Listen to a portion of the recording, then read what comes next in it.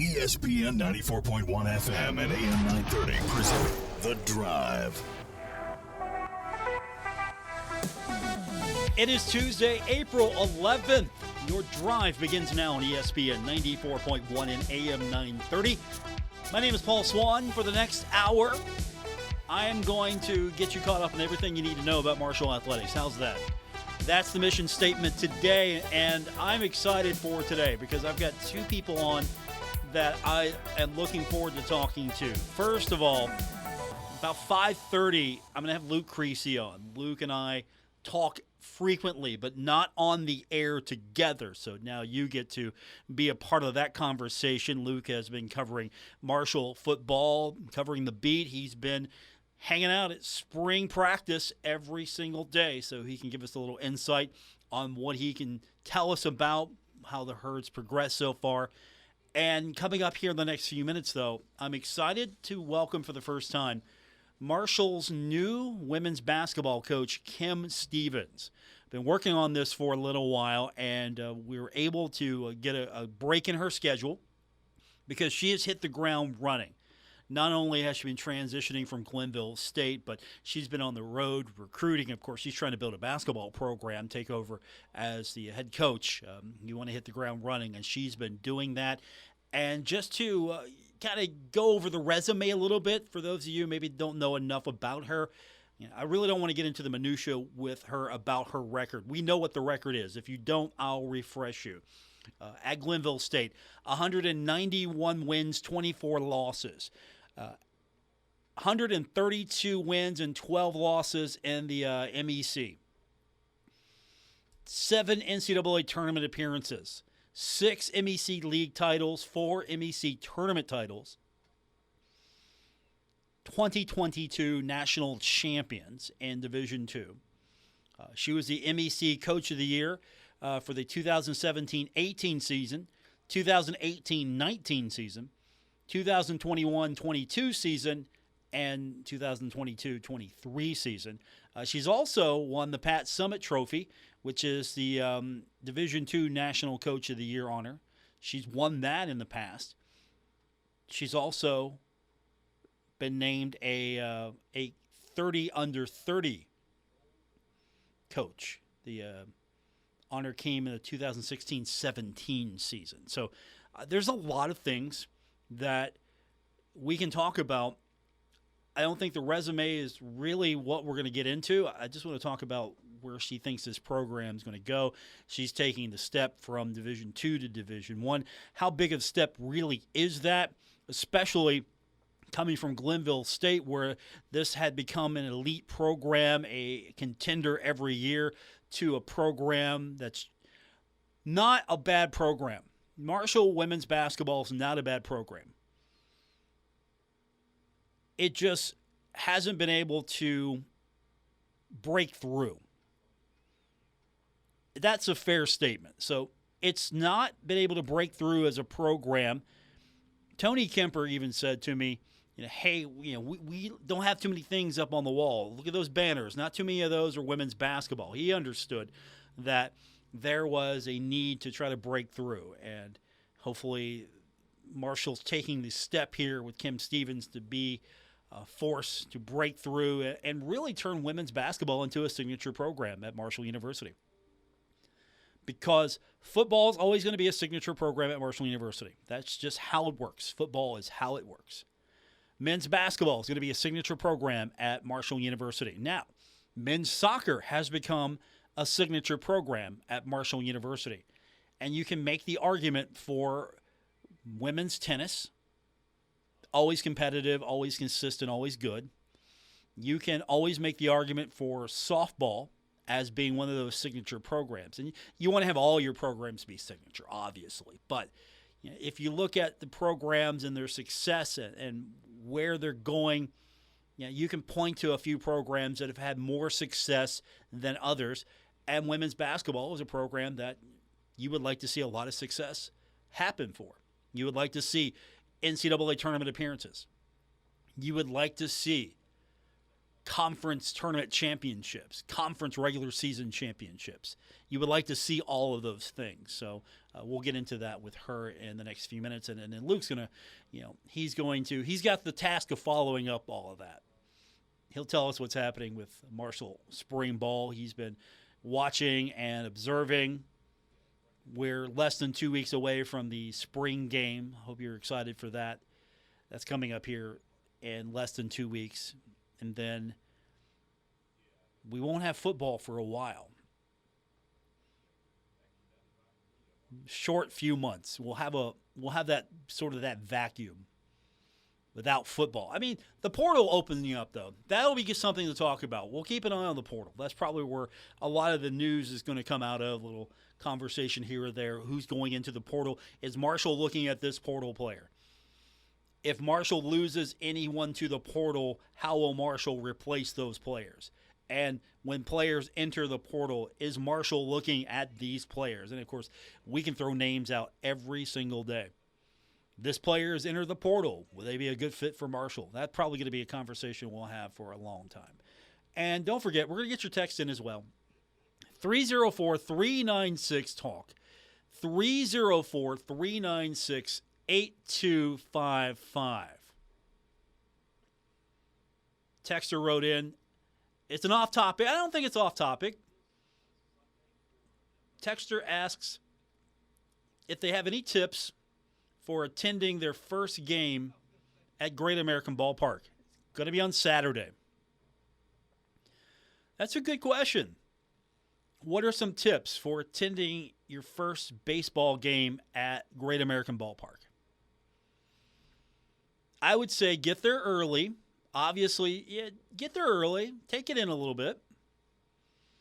Definitely go and visit the museum. Hall of Fame Museum. Go visit that. That's something I would do. I would get there early, and depending on how familiar you are with Cincinnati, if you've been to Cincinnati before, maybe you can skip a few things. But if you can't, get there early, take in everything on the outside of Great American Ballpark. I would visit the museum, take that in.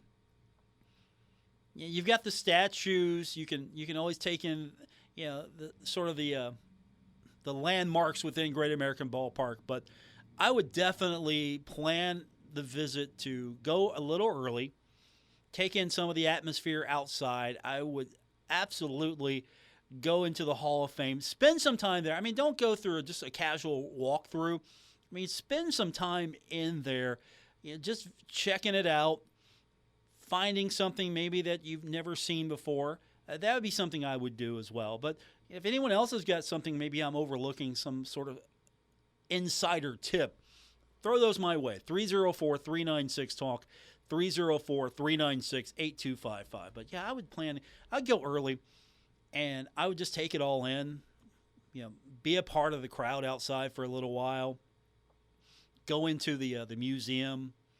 I mean, that's pretty neat. It's been a few years since I've been up there for that. So they changed that out. It was always fun. I enjoyed going in and just taking my time, seeing some of the things that they had. They had the interactive displays. They had all the memorabilia. That was pretty cool. I enjoyed that. I also enjoyed, of course, seeing the trophies, things like that. Of course, they got the gift shop as well, but everybody's got a gift shop. But I would do some of that stuff maybe initially to have fun. And if anyone else has got something maybe that I'm overlooking, as far as tips or concern, I always look for the dollar dogs. You got to feed a family, right? Go get the dollar dogs. Quick timeout. We come back. We're going to welcome to the program Kim Stevens, head coach of the Marshall women's basketball team, when we continue on this edition of The Drive on ESPN 94.1 at AM 930.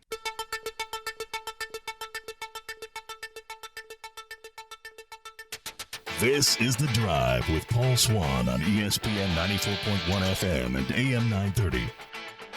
Welcome back to the Tuesday edition of The Drive on ESPN 94.1 and AM 930. I'm I'm your host, Paul Swann. Still to come, we're going to hear from Luke Creasy. We'll get you caught up on what's happening with Marshall football, but I want to turn our attention now to Marshall women's basketball. She's had a running start so far as the head coach of the program, and she took a few minutes out of her schedule to come on this show. So let's welcome now for the first time Marshall's new women's basketball coach, Kim Stevens. Coach, thanks for doing it. I appreciate it. I know it's probably been a whirlwind for you since you took the job at Marshall. Coach, are you there? I'm here, yeah, but I did not hear the question. No, I said I said welcome, and I'm sure it's been a whirlwind for you since you took the job. Yes, it absolutely has been, but it's been a great whirlwind. Now, were you expecting when you were introduced to the fans and the student athletes that are in attendance such pomp and circumstance? Because I know you weren't keen on being up there long on the stage. No, I was expecting like two people in front of a backdrop with like three questions. So it far exceeded any expectation I had. Has that been an adjustment for you so far, coming from Glenville State, where I know you have a core group of people who follow the program, very passionate, love Glenville State, and then you make the move to Huntington, to Marshall University, and is it just times 10, everything you've had to endure or deal with as a coach, good and bad? Yeah, I think at Glenville it was a special situation because I was at my alma mater. So I had known a lot of the people and I didn't have to go through meeting new people and this whole getting introduced to the community in a new way. So it's definitely been on such a large scale, which I think is such a great sign for the program because there's a lot of people for me to meet and there's a lot of people that are excited about it. And I think that that's really special. That's one reason why I was really interested in this job. People here are excited about women's basketball. If you could, outline the process for me, because it's always difficult to leave what is a really good situation to take the next opportunity. So how was that process for you as far as making that decision ultimately to leave Glenville State and to be assured that Marshall was the next best fit for you or the next job that you should take? There's really no easy way to say it. And it was really hard to leave Glenville. I was comfortable there. I loved it there. I do feel like it was time. But I have had a lot of interviews. I have had a lot of opportunities, and this one just felt right. And I've always told myself, and I give this advice to other people, if you wake up the next day and you're really excited about it, it's something you should do. If you wake up the next day and you're hesitant, you're concerned, you're stressed, then maybe it's not the right job for you. And I woke up after, talking to Christian Spears, I woke up the next day excited about the idea of being Marshall's next head coach. Were you surprised with the initial attention once the job had become open, and before anyone could even maybe make a phone call to you, people were naming you as, okay, this should be Marshall's next coach? I was talking about it on the show. Other people on the internet were talking about it. So what was that like to find that out all of a sudden? People were talking about you maybe before even Christian Spears called you. Yeah, it was nice. It was really nice. I'm the type of person that when I'm in my season, I am very much in my season. So I tried to not pay attention. I tried to stay off Twitter, but obviously things were getting sent to me. I was seeing it pop up.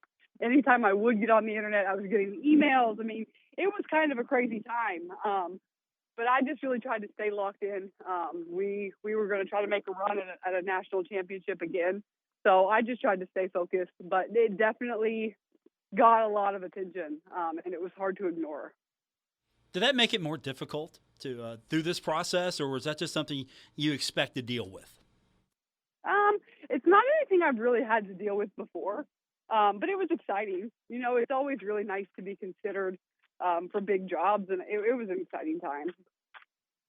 Joining us on the program, Marshall's new women's basketball coach, Kim Stevens, and you hit the ground running. You had the introductory press conference. You met with some members of the media. I was there above you broadcasting live, so it was a pretty big deal. And then you took off. So you had to go hit the ground running, start recruiting, start transitioning from Glenville State to Marshall. What was that process like, and what is it like now as you're on the road trying to build this program? Yeah, I mean, I'm still on the ground running. I don't think my feet will be settled for another month or two. I think we have to recruit. We have one more week of workouts, and then our current players go on dead week, the week before finals, and then they're out of here. And so, trying to spend as much time with them as I possibly can, trying to get the right people in around me, trying to get the right recruits, trying to pack up, trying to move, trying to change your insurance. You know how it all goes. So it's a lot. I'm taking it day by day, but my focus is really on the players that we have here on campus and establishing relationships with them and letting them know what the standard is going to be when they get back. And for a lot of people, the standard speaks for itself.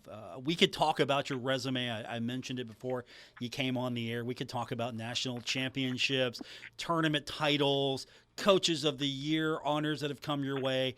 I mean, all of that is fantastic, and that is the standard. But you're now at Marshall, so is that the blueprint? Is the standard higher now since you've made the leap to Division One? What is the standard? No, the standard is show up and work really, really hard. And the only people that can really comment on how hard that standard is are the people that have played for me. And they will echo that the standard is high. There's not a lot of room. You're not really allowed to have bad days. You're not really allowed to not put in work ethic. And so the standard is show up and give your best every single day. Be committed to getting better. Be a good teammate. Be fun to be around. Do things the right way. If you don't do it right, do it again. And so we're just putting those standards in now and trying to create relationships. It's hard to have a high standard when you don't really know each other very well. So we're just kind of feeling it out right now. And then again, when we get back in July, we'll be full go. Now, will you be bringing some of your existing staff from Glenville State with you? What's the staffing going to look like as you try to build your team? Yeah, we're still working on that. I've talked to some really good people, and I know that Glenville is still in their interview process trying to fill that position there. So all of that is kind of still up in the air. Now, you coach a pretty fast-paced, high-intensity style for maybe the uninitiated. How would you describe what a Kim Stevens basketball team looks like, sounds like, acts like, and plays like? I think first we want to be high energy. We want to be fun to be around. We want to play incredibly hard. We want to be the hardest playing team on campus in the state. That's what we really want to be known for is a blue collar work ethic, play hard, loud, funny, tell jokes, like to be in the gym, score a lot of points, play fast. Those are what my teams have always kind of looked like. Whether it's luck of recruiting or I recruit to my personality or that's just what we kind of cultivate in our culture. But those are usually the staples of the teams that I coach. And you're on the road recruiting. Probably it's been nonstop for you. What made you feel like you wanted this job, but that you could be successful? It's not only hey, I think this is a great job. I want to be here, but you had to feel like you could win here. So what made you feel like you could recruit here, you could win here, and you had everything you needed to be the best coach you possibly can be? There's two main factors that went into that. One, I love West Virginia, and I think West Virginians care about women's basketball. I think that there's a really good opportunity here to create a great fan base, to create a really good home atmosphere, to get a really good crowd for every game, and to even get people to travel with us to our games. And so I think that being from West Virginia and just knowing how people care about sports, especially women's basketball, where other states and other schools don't. Other schools play in front of empty arenas, or they just play in front of their parents.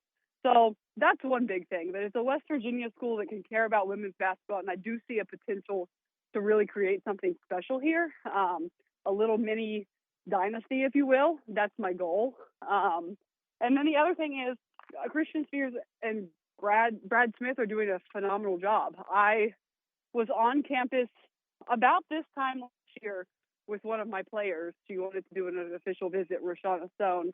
So her and I came down to do an official visit. And from the time I came on that official visit with her until now, the improvements that they've made, the money they've put into it, how much better the Cam Henderson Center looks, the way they're traveling, everything that they are doing, you can tell that you have people in place that are passionate about winning. And to me, that's huge. If I'm going to work for someone that doesn't care about winning, it's not going to be a good fit. And so that you can see that the second you walk onto Marshall's campus, that they care about doing things the right way and they care about winning. And I bought into that, and I am all in. Now, I'm sure that goes both ways. You have, I'm sure, your ideas of how to further that. So what do you think that you're going to have to bring or see happen for Marshall University to take that next step? Be it facilities, of course, the type of player you're going to bring in. What maybe is missing that you think needs to be brought to Marshall University? I think that all the tools are here, to be honest. I think that the facilities are here. I think it just speaks volumes of Marshall in general that they went without a coach for almost a month, and not one player entered the transfer portal. And that doesn't happen. So you know that it's a great place. You know that they're doing the right things here, because normally everyone would jump ship if they didn't have leadership. And they didn't. They stayed because they like it here. So I do think it's going to take a lot of work. I do not think it's going to be easy. People probably listen to me talk and think she's a crazy woman. She thinks she can come in and win the league right away. I'm not saying that, but I just know that there is potential to be successful here in a lot of different areas. So I shouldn't ask you if you think you're going to win the league right away. No, you shouldn't ask me if you think I'm going to win the league right away. I don't really like to give people sound bites to listen to later if that doesn't happen. But we're gonna try as hard as we can. What's your impression of the Sun Belt? What do you know about the Sun Belt, and what do you think about it? I think it's a great league. I think it's a very good league. I think playing fast, there's a lot of opportunity to be successful. If you press and you play fast and you don't have a dominant back-to-the-basket post player, the travel is going to be an adjustment for me. There's a lot of things that are going to be an adjustment going from Division II to Division I, but I think it's a very, very, very good league. So it's going to be, we're going to have our work cut out for us. Is it fair to say that a high-level program like Glenville State, the one that you built and helped guide, is already close to what many see as Division I basketball? I'm not saying that there aren't differences, but it's not a great giant leap from Division II, a high-level Division II program, to Division I. Yeah, I think I've had a lot of teams in the past that could have competed in the Sun Belt. Could they have won the whole thing? Maybe not. But could they finish in the top half? I believe that they could have. Now, I may eat those words here in January and February, but I do think that I've had some teams at Glenville State that could compete in some Division I leagues, maybe even win some of the lower Division I leagues. So the talent part, there's just more scholarships. There's just more opportunity to bring in more players. My guess is Marshall women's basketball coach Kim Stevens, recently announced as the new head coach for the Thundering Herd. And being a native West Virginian, I know this had to really excite you to be able to be the next coach at Marshall University. But your family goes way back in basketball history here in the state, and that means a lot to you to continue that legacy and to build upon that. Absolutely. It's funny. Anyone that knows my family or my family history, my dad was 6'10", and he played at Pitt and Ohio University, and my sisters were 6'5" and 6'4", and they both went to the University of Cincinnati. And I'm 5'10", and I went to Glenville State. So I don't really know what happened to me, but it's interesting that I'm the one that became a coach. And both of my sisters are incredibly successful. One's a CPA and one's a doctor. So they are killing it out there in the real world. But it's kind of funny that the one that was the worst at basketball by a landslide ended up staying in the game the longest. Well, I wouldn't say that you're the worst at basketball. I mean, you have. You can say it. Okay, I'm not going to say that. I mean, again, I don't have a national championship to my name, and I don't have this basketball resume that you have. So, I mean, I'll put my radio resume up against yours, but I'm not putting my fair. I'm not putting my basketball resume up against yours. How's that? Is that fair? Okay. Yeah, that's fair. Kim Stevens is with us, formerly of Glenville State, now with the Thundering Herd. And one of the things that Marshall's being really aggressive with is trying to build the culture, grow the fan base, and there's some opportunities for fans to get on the ground level of this exciting time for Marshall basketball with season tickets. That's huge for you. You alluded to that early. We're not expecting to play in an empty arena here. You didn't come here to coach a basketball team in an empty arena. You really want this to be something special, and that the community and that the students, everyone can be a part of. Yeah, I would definitely dare to say that I have big dreams, that I dream of filling that arena at least one time to capacity and getting as much people in there so that our players can play in front of a sold-out crowd, so that they get to have that experience. In Glenville, we had 1,400 people at a game. And there's probably not that many people that live in the whole county. And so I think that it would be really exciting to get people in the stands, to have it be something that people want to come and watch. Obviously we have to win for people to want to come and watch it. We have to play an exciting brand of basketball for people to want to come and watch. But I'm hopeful that we can get people in the stands. When do you think you'll be able to, after your I don't know if it ever stops as far as trying to go out and make the program better, but how soon do you think you'll be able to maybe hit the ground in Huntington, meet community members, be a part of the community? What's your plan there as you try to integrate into not only the Marshall University family, but the community at whole? Yeah, I mean, it's an amazing community. We're on the phone, and I'm walking through Ritter Park right now, and it's beautiful. It's amazing. Huntington is amazing. And so as quickly as possible, I want to meet as many people as I can. I want to work for it. I don't want to ask for handouts. I want to work to create a brand and a fan base. And I want our players to work for it. I want our players to get into the community. I want our players to go support other teams on campus so that they will return the favor and make a student section for us. I want us to really get out there and work for it, not just reach our hands out and say, come watch us. We need to be something that people want to come watch, and we need to earn that. And so especially when we get back to school, I want our kids to really get out there and ask people to come to games and encourage people to come to games. And I know that I will be doing so every day until the season starts, and then some, because that's what it takes. Kim Stevens is with us, the new head coach of the Marshall women's basketball team. So basically your program is going to be competing, especially with the volleyball team, as far as rowdiest student group at an athletic event. Listen, the volleyball team is on a different level. They do everything. They are loud. They are at everything. I have a lot of respect.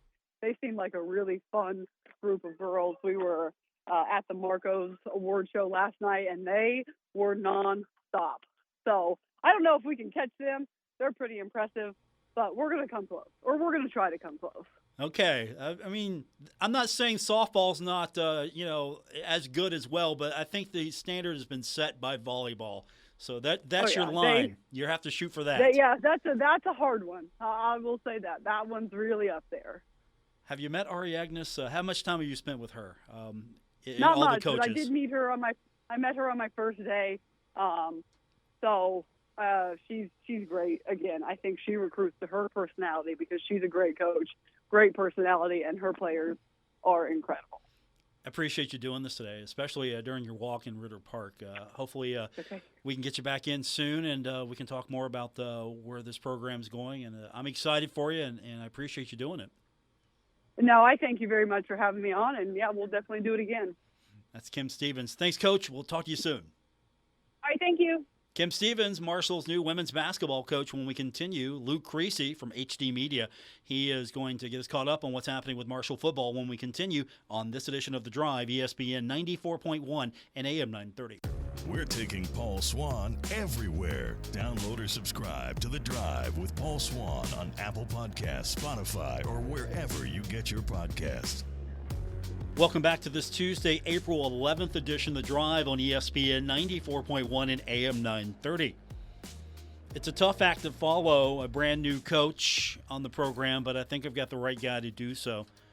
He is the defending, reigning National Sports Media Association Sports Writer of the Year. He's Luke Creasy. I will always introduce you as that, Luke, for here until the end of time. That's your. I mean, I kind of need that introduction after, to follow up Kim Stevens. So.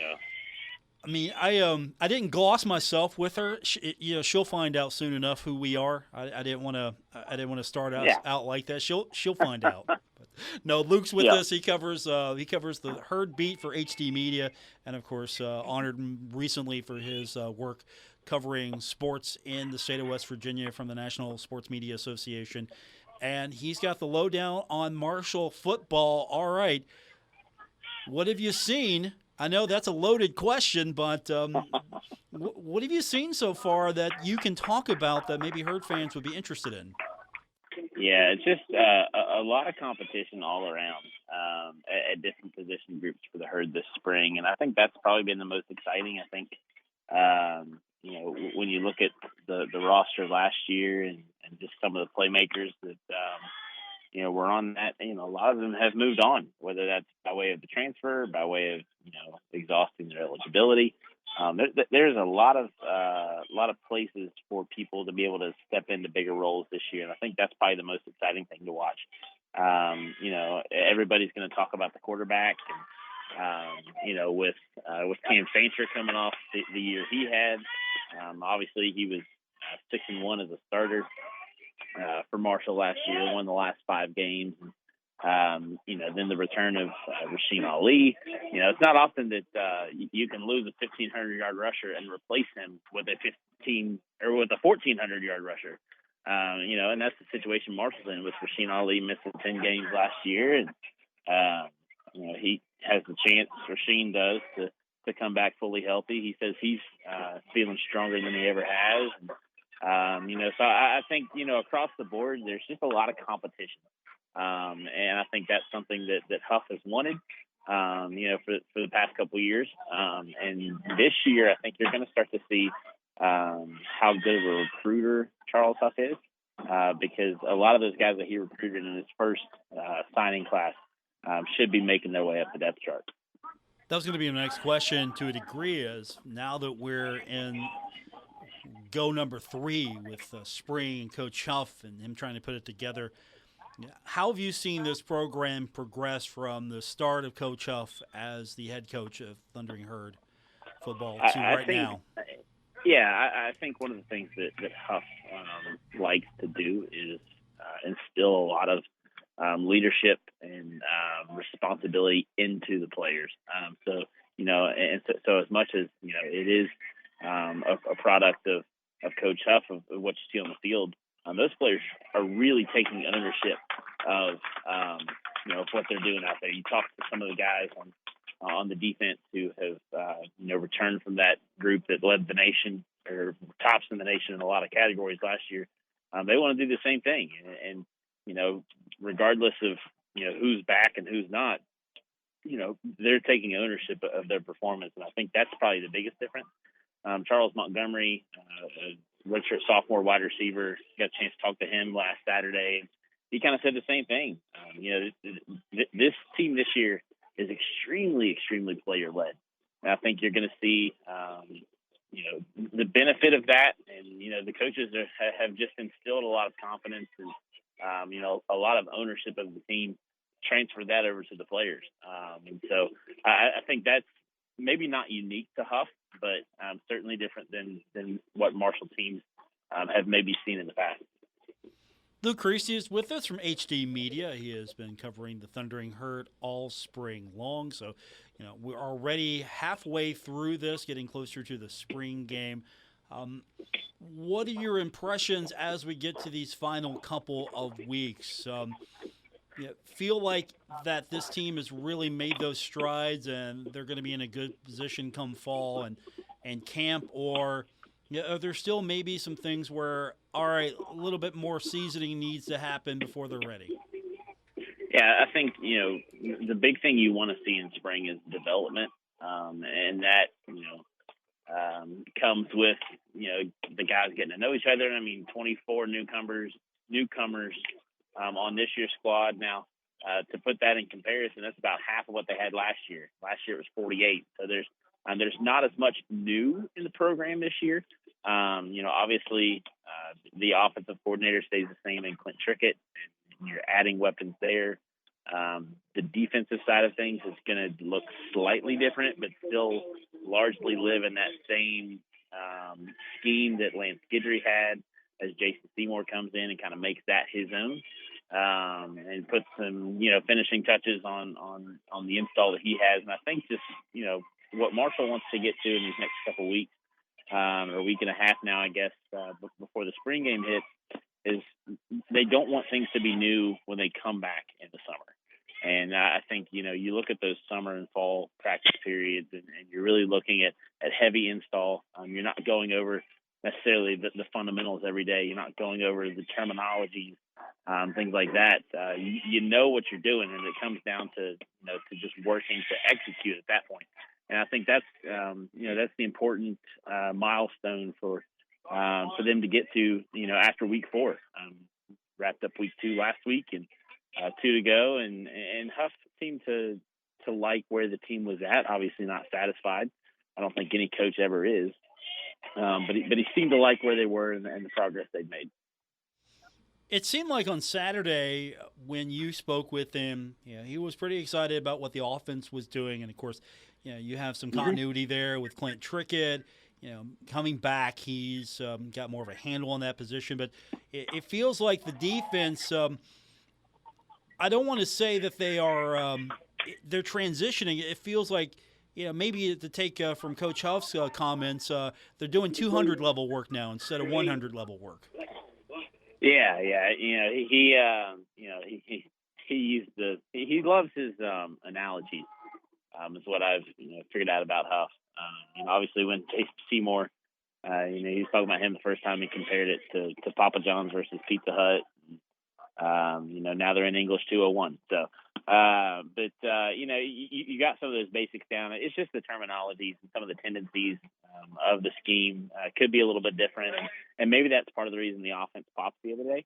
And the offense too kind of has an advantage when you get into that kind of situation. Obviously the first real scrimmage of spring, and, chance to see people go at it full force. And the offense made some plays there, and from the start, A.J. Turner, had a big play on the ground, and receivers made some good catches to keep the offense rolling, and eventually that defense did settle in. I think he was really excited about what the offense did, but the defense stood in there and made some plays too. J.J. Roberts has been big, of course, a local Cabell Midland product. Who transferred in from Wake Forest, and he's made a big difference in that secondary, and I think that's good to see. And then other guys like I'm gonna mess up his name, but he transferred from Texas. Huff called him Ish. I think it's Ishmael Ibrahim.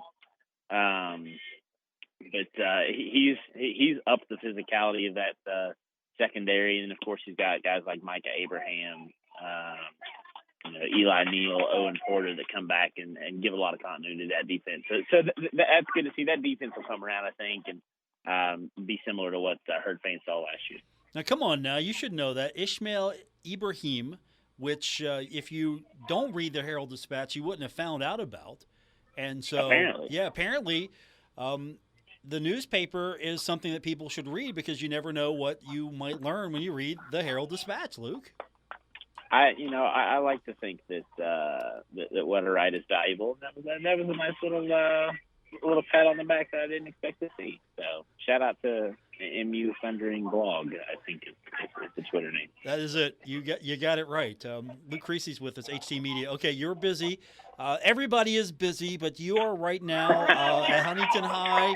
Highlanders taking on Spring Valley, and both jerseys are the same color just about, so good luck with that. Yeah. Huntington, it's Breast Cancer Awareness Night here out at Huntington High, and I saw Huntington came out in kind of a bright pink jersey, and Spring Valley wearing more of a pastel pink. So there's a little bit of a difference there, but certainly not exactly ideal. But I'm going to try to keep my pinks separated and take us to softball. Beautiful day for it. Luke Creasy, my guest, HT Media, and a good friend of mine as well. Luke, thanks, buddy. I'll talk to you soon. Yep, no problem. See you, Paul. Luke Creasy from HD Media. More coming up on this edition of The Drive, ESPN 94.1 and AM 930. This is The Drive with Paul Swann on ESPN 94.1 FM and AM 930. We're about out of time for this edition of The Drive. It's Tuesday, April 11th. For those of you listening on the podcast, I appreciate everyone who downloads the show. And you can get that on Apple Podcasts or Spotify. Wherever you like to get your podcasts, we're there. It's totally free. I had to explain that to my dentist all the time. What's this subscribe thing? No. You hit follow, you hit like, whatever you need to do, whatever they say.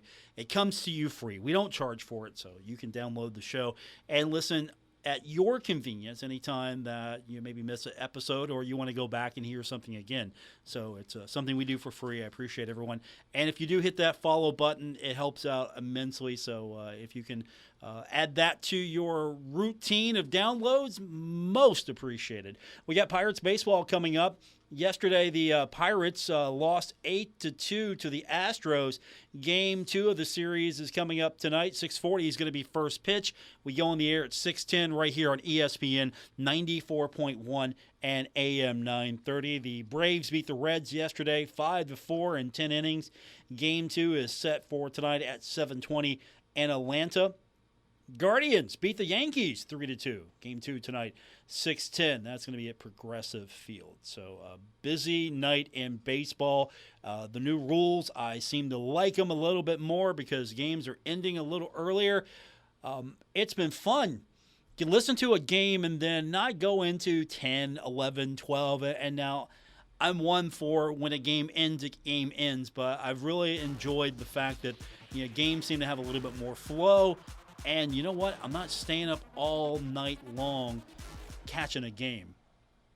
Unless you really like staying up late all night long listening to sports. Then maybe this isn't your thing. With that said, thanks for tuning in. I appreciate it.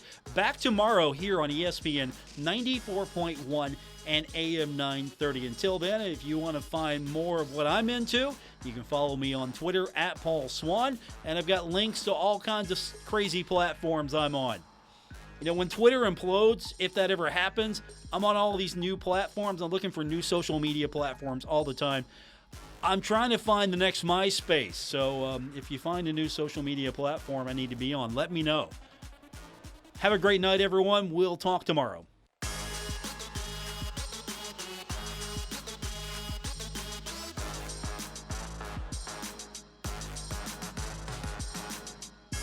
WRBC Huntington, W227BS Huntington. This is your radio home for Pittsburgh Pirates baseball, ESPN 94.1 FM and AM 930.